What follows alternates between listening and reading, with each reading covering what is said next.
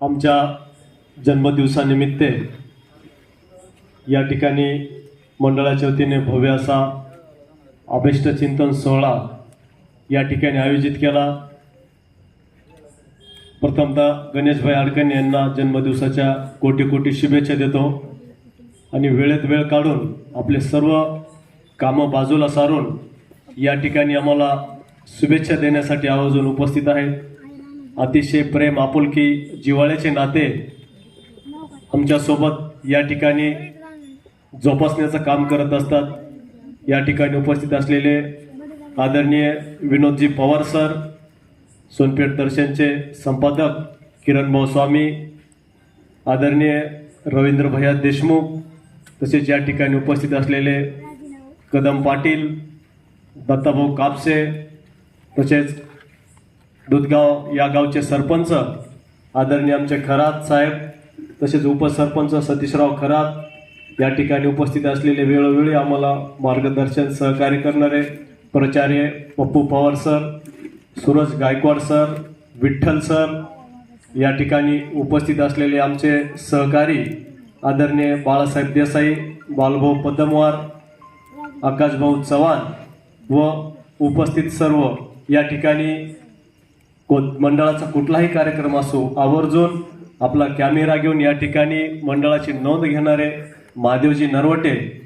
खरं तर आज हा या ठिकाणी आज आमचा जन्मदिवस अतिशय उत्साहामध्ये साजरा केलेला आहे। खरं तर दरवर्षी प्रत्येकांना मी सांगत असतो, वाढदिवस वगैरे वगैरे परत आपल्याला कुठंतरी थांबवायला पाहिजे।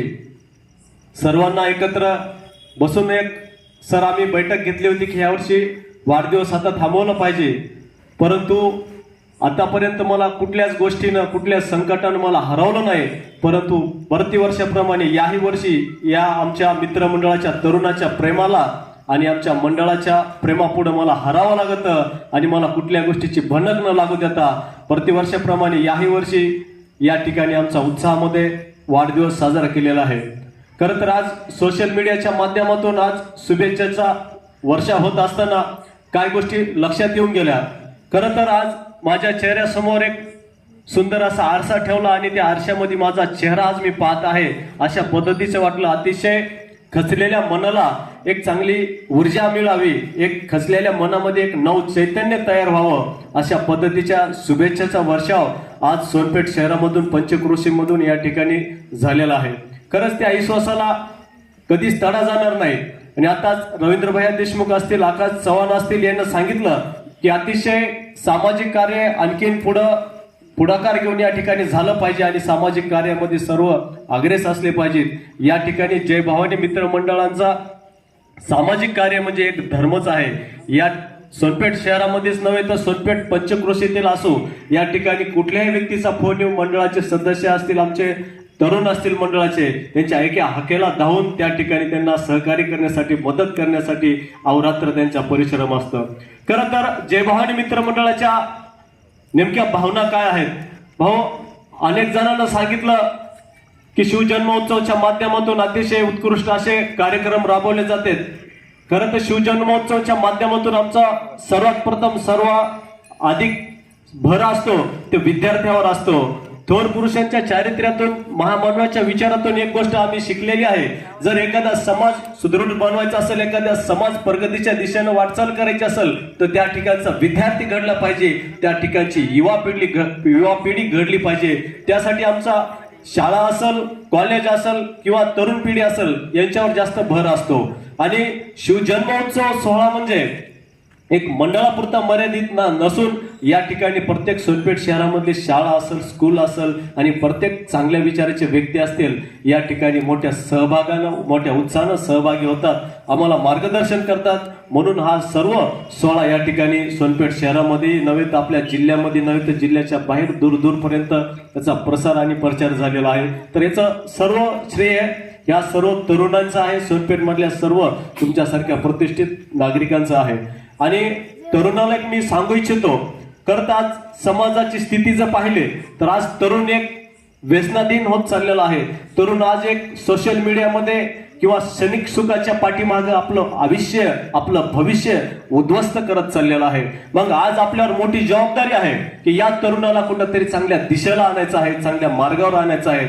अनेक वेळा सर सामाजिक कार्य म्हणजे एक साधी गोष्ट नाही. एक काटेरी सिंहासन आहे, त्या सिंहासनावर बसायचं म्हटलं तर असंख्य वेदना, असंख्य त्रास सहन करावं लागतं, तेव्हा त्या सिंहासनावर माणूस टिकू शकतो. आज एखाद्या समाजामध्ये एखाद्या तरुणाला एक चांगली दिशा दाखवण्याचा प्रयत्न केला किंवा त्याला चांगलं सांगायचा प्रयत्न केला तर आधी त्या तरुणाकडून अपमानास्पद शब्द ऐकायला भेटतात. परंतु मित्रहो, अशा गोष्टी करत असताना आज मला सांगा, एखादा व्यक्ती, एखादा तरुण, एखादा मनुष्य एखाद्या वाईट वळणाला गेला, एखाद्या वाईट चुकीच्या मार्गाने जात आहे, ते व्यक्ती चुकीच्या मार्गाने तो व्यक्ती जात नसतो, चुकीच्या मार्गाने जातो तर त्याचा अज्ञान असतो, त्याच्या डोक्यामध्ये अज्ञान असतं म्हणून त्याची दिशा भरकटते. मग आपल्याला अशा पद्धतीचा एक त्यानं आपल्याला काही जरी बोललं, समाजामधून आपल्याला अपमानास्पद वागणूक जर मिळत असेल तर आपल्याला चांगले कामं करत असताना त्याच्याकडे दुर्लक्ष करायचं असतं. बांधव, एक शाळेमध्ये मी सातत्यानं गोष्ट ऐकायचो. एका घोड्याला ताण लागलेली असते आणि त्या घोड्याला त्याचा मालक त्याला पाणी पाजण्यासाठी तळ्याकडे ओढत असतो, परंतु घोडा तो पाठीमागच ओढत असतो मालकाला. पण ज्यावेळेस त्याला पाणी दिसतं आणि त्याच्या लक्षात येतं की आपला मालक आपल्याला पाणी पाजवण्यासाठी, आपली ताण भागवण्यासाठी ओढत आहे, त्यावेळेस नक्कीच तो घोडा त्याच्या मालकाच्या पाठीमागं पाऊल टाकून तळ्यामधलं पाणी प्राशन करतो. त्याच पद्धतीनं आपल्याला सामाजिक कार्यामध्ये आपल्याला त्या पद्धतीनं कार्य करावं लागेल आणि आपल्याला समाजाला एक चांगली दिशा दाखवावी लागेल. एक समाजाला दिशा दाखवण्याआधी आपण सक्षम असलं पाहिजे. आपल्याला कुठं गालबोट लावायला जागा शिल्लक नाही राहिली पाहिजे. दुसऱ्याला ज्ञान देण्या अगोदर आपण त्याच्यापेक्षा चांगलं असलं पाहिजे.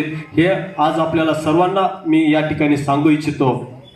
आणि खरंच जय भवानी मित्रमंडळ म्हणजे आज माझ्या जीवनामध्ये प्रत्येक वेळेस दरवर्षी एक असा अस्मरणीय क्षण या ठिकाणी ठेवून जातात की जीवनामध्ये मला कधी या गोष्टी विसरता येणार नाहीत. अतिशय अमूल्य असं प्रेम. अनेक दिवसापासून भाऊ मला कुठल्या गोष्टीची माहिती न मिळता या ठिकाणी आमच्या तरुणाचं एक गुपित माझ्या पाठीमागे एक काम चालू होतं की आपल्याला काय नियोजन करायचं, काय बर्थडे करायचं. कारण त्यांना माहिती मला गोष्टी कळाल्याच्या नंतर मी त्या गोष्टी होऊ देणार नाही. परंतु एक आज मी सहज आमचे नामदेव काटे यांचा मोबाईल माझ्या हातामध्ये होता आणि मेसेज येत आहेत. मी सहज एक बर्थडे सेलिब्रेशन म्हणून एक ग्रुप बघितला, तर त्या ग्रुप मधले मेसेज बघितलं तर जवळपास 1 महिन्यापासून यांची तळमळ होती. आज माझ्यावर आज सक्का भाऊ भावाला ओळखायला तयार नाही, सक्का भाऊ भावाच्या तोंडातून घास काढून भावाचा जीव घेण्यासाठी या ठिकाणी सज्ज झालेला आहे. परंतु आज 18 पगड समाजाचे तरुण माझ्या पाठीमागं एक भावापेक्षा भावाच्या पुढचं या ठिकाणी माझ्यावर असं प्रेम करतात, आमच्यावर प्रेम करतात. खरंच हे प्रेम विसरण्यासारखं नाही. आज मला सांगा, भाऊ म्हणजे एक जीवाला जीव देणारा असतो. भावापेक्षा पुढचं प्रेम या ठिकाणी तुम्ही आज दाखवलेलं आहे. खरंच तुमचं हे ऋण आयुष्यात जीवनामध्ये माझ्याच्यानं कधीच फेडणार नाही. भले जीवनामध्ये माझी स्थिती काही पण असेल, परंतु ह्या प्रेमाचं ऋण माझ्याच्यानं कधीच फेडणार नाही. हे तुमचं प्रेम, ही आपुलकी सदैव माझ्या सोबत राहील. एवढं तुमचं प्रेमच नाही तर माझ्या सुखासाठी, माझ्या दुःखासाठी सतत तुम्ही माझ्या खांद्याला खांदा लावून माझ्या पाठीशी उभा असतात.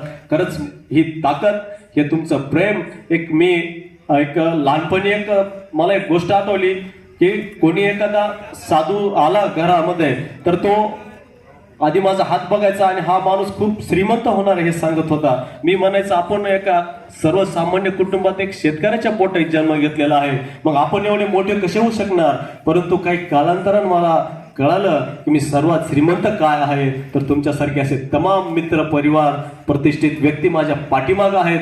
खरंच माझ्या एवढा श्रीमंत कोणीच नाही. त्यावेळेस मला ती गोष्ट लक्षात आली की माझ्या एवढा श्रीमंत कोणीच नाही. पैसा हा सर्वात श्रीमंती नसते. आज थोर पुरुषांच्या चारित्र्याकडे बघितलं तर डॉक्टर बाबासाहेब आंबेडकर असतील, संत गाडगे महाराज असतील, असे अनेक चारित्र्य बघितले तर एक सर्वसामान्य कुटुंबामधले होते. परंतु त्यांची श्रीमंती आज आसमानाला या ठिकाणी साथ घालीत आहे. त्याचं कारण की तुमच्यासारखे प्रेम करणारे लोक त्यांच्या पाठीमागं होते, पण त्यांच्या विचारातून वसा आणि वारसा घेऊन सतत तुमच्या जे काही माझ्याविषयी तुमची जे काही समज आहे किंवा मला तुम्ही जे समजतात किंवा माझ्याविषयी तुमच्याकडून जी अपेक्षा आहे त्या अपेक्षाला मी कधीही तडा जाऊ देणार नाही. भविष्यामध्ये स्वार्थासाठी मी कुठंच मान खाली घालावं लागेल कुणाला, माझ्या मित्राला किंवा माझ्या मंडळाला किंवा माझ्या चाहत्याला.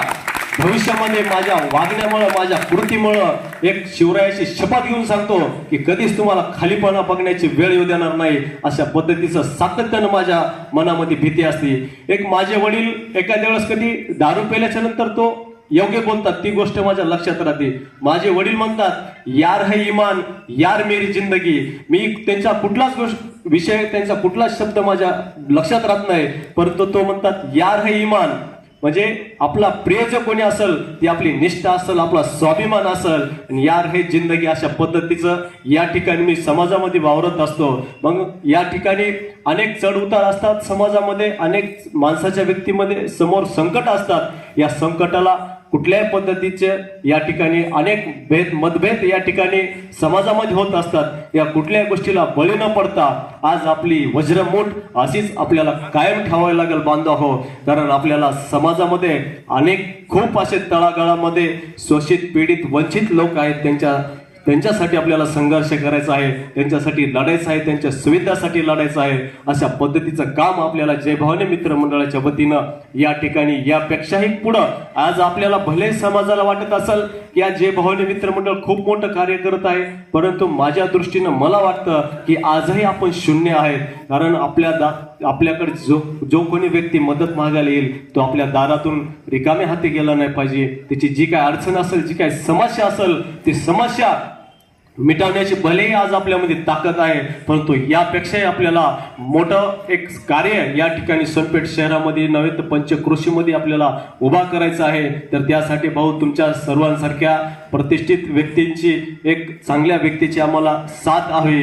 साथ म्हणजे तुमचं मार्गदर्शन आणि सहकार्य, हीच आम्हाला खूप मोठी साथ आहे. आणि आज तुम्ही सर्वजण माझ्या पाठीशी वेळात वेळ काढून या ठिकाणी मला शुभेच्छा देण्यासाठी आज तुम्ही उपस्थित राहिलात, त्याबद्दल तुमचे सर्वांचे माझ्या वतीने मी आभार व्यक्त करतो. खरं तर आभार व्यक्त करण्या एवढाही मी मोठा नाही आज मला या सर्वांच्या साक्षीने म्हणावं असं वाटतं, परंतु खरंच माझ्या भावना समजून घेऊन या ठिकाणी माझा हा आभार सर्वांनी स्वीकारावा. आणि जय भवानी मित्र मंडळाचे खरंच या जीवनामध्ये मी कधीही ऋण फेडू शकणार नाही असं सर्वांना सांगू इच्छितो. आणि जाता थांबण्यापूर्वी एक शब्द सांगतो की मित्रांनो, आपली काळजी घ्या, आपल्या आरोग्याची काळजी घ्या, व्यसनापासून दूर राहा. आज चालता बोलता मागच्या वर्षी आपण आपला जन्मदिवस रद्द केला होता, तर आपल्याच मधला एक तरुण चालता बोलता हलगर्जीपणानं तो होत्याचा नव्हता झाला. बांधव, स्वतःची काळजी घ्या. माझा पराभव कुठल्याच गोष्टीने होत नाही किंवा कुठलीच गोष्ट मला या ठिकाणी हरवण्यासाठी किंवा थांबवण्यासाठी मला वाटतं जन्माला आलेली नाही. मी जर एकदा एखादा विषय ठरवला करायचाच तर 100% मी करणारच, परंतु आमच्या मित्रावर एखादं संकट आलं असेल किंवा मित्र एखाद्या अडचणीत असेल, त्या ठिकाणी 100% माझे मनासारखे तुकडे होतात बांधव. त्यासाठी तुम्ही स्वतःची काळजी घ्या. सर्वात प्रथम आपण स्वतः व्यवस्थित असेल तर आपण इतरांचे कामं करू शकतो, इतरांची सेवा करू शकतो. तर त्यासाठी सर्वांनी आपली काळजी घ्या आणि कुठल्याही गोष्टीमध्ये एक रागावैताकामध्ये कुठलाही चुकीचा निर्णय घेऊ नका.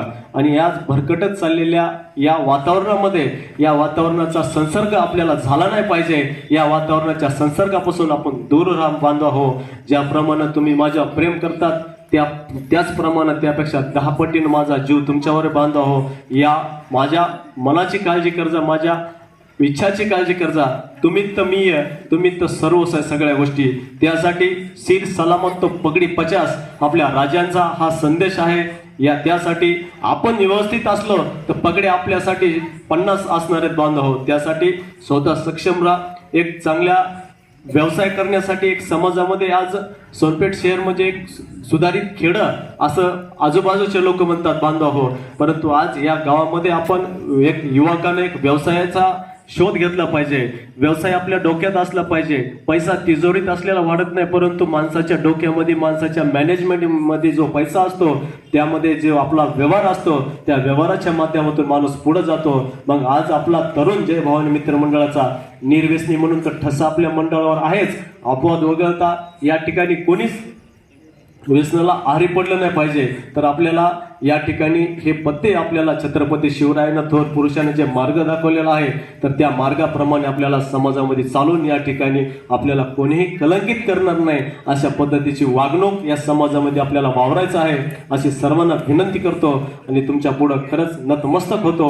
आणि या ठिकाणी आज माझ्या जन्मदिवसानिमित्त आमचे मित्र गणेश हाडकणे यांच्या जन्मदिवसानिमित्त अतिशय उत्साहानं गेल्या अनेक दिवसापासून या ठिकाणी उत्साहानं कार्यक्रम साजरा करण्यासाठी तळमळ करत आहेत। तुमच्या तळमळीचं तुमच्या प्रेमाचं ऋण मी या जन्मात आता सांगितले फेडू शकणार नाही, तर त्याबद्दल तुमच्या सर्वांचे आभार आणि असंच तुमचं प्रेम माझ्या पाठीशी राहू द्या बांधवांनो असं तुम्हाला आश्वासित करतो। आणि आमचे मार्गदर्शक आदरणीय मुख्याध्यापक धबडे सर यांना त्यांचंही या ठिकाणी शुभेच्छा देण्यासाठी या ठिकाणी उपस्थित झालेले आहेत, त्यांचंही मी स्वागत करतो मनापासून आणि मी थांबतो। धन्यवाद।